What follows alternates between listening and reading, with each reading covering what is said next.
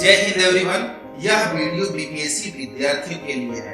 बिहार लोक सेवा आयोग बिहार एक परिचय बुक का पेज नंबर 16 आप सुनने जा रहे हैं। आइए अब इसकी शुरुआत करते हैं। उसकी मृत्यु के कुछ ही समय बाद इस वंश का पतन हो गया।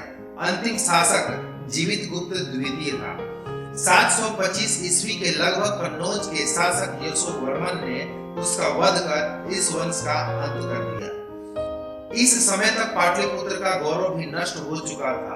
हर्षकालीन चीन यात्री युआंग चौंग 635 ईस्वी के समीप जब इस क्षेत्र में आया तो पाटलिपुत्र का नगर ध्वस्त हो चुका था। इस स्थान पर कुछ छोटी बस्तियां बिखरी थी।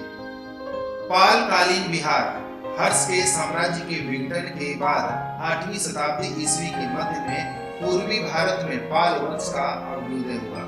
पाल वंश का संस्थापक गोपाल था, जिसने शीघ्र ही बिहार में अपना शासन विस्तृत कर दिया। कुछ समय के लिए पाल शासकों ने कन्नौज पर अधिकार के संघर्ष में भी भाग लिया। धर्मपाल ने 8वीं शताब्दी के अंतिम चतुर्थांश में कन्नौज पर आक्रमण किया। उसने चक्र युद्ध को कन्नौज का शासक नियुक्त कर एक भव्य दरबार का आयोजन किया और उत्तरापत्र स्वामी की उपाधि धारण की। उसके पुत्र देवपाल ने भी विस्तारवादी नीति अपनाई। उसने पूर्वोत्तर में प्राज्ञ ज्योतिषपुर, उत्तर में नेपाल और पूर्वी सागर तट पर उड़ीसा में अपनी सत्ता का विस्तार किया।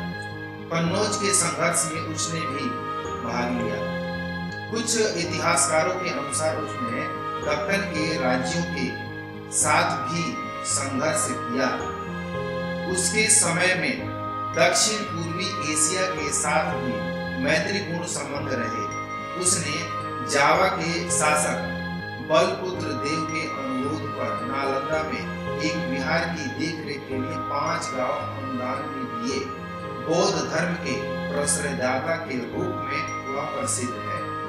देवपाल की मृत्यु के बाद पाल वंश का पतन आरंभ हुआ। मिहिर भोज और महेंद्र पाल के शासनकाल में प्रतिहारों ने पूर्वी उत्तर प्रदेश और बिहार के अधिकांश क्षेत्रों पर अधिकार कर लिया। 11वीं शताब्दी में महिपाल के अधीन पाल वंश का पुनरुदय हुआ।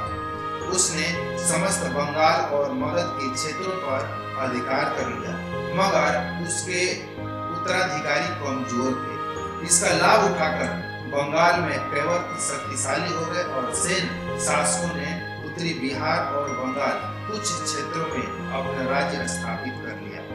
पालों की शक्ति मगध के कुछ भागों में सिमट कर रह गई।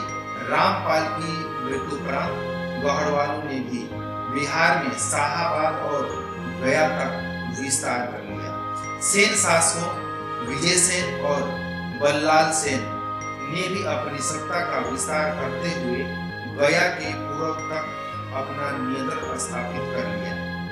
अराजकता के इसी वातावरण में तुर्कों के आक्रमण बिहार में 12वीं शताब्दी के अंत तक आरंभ हो गए थे।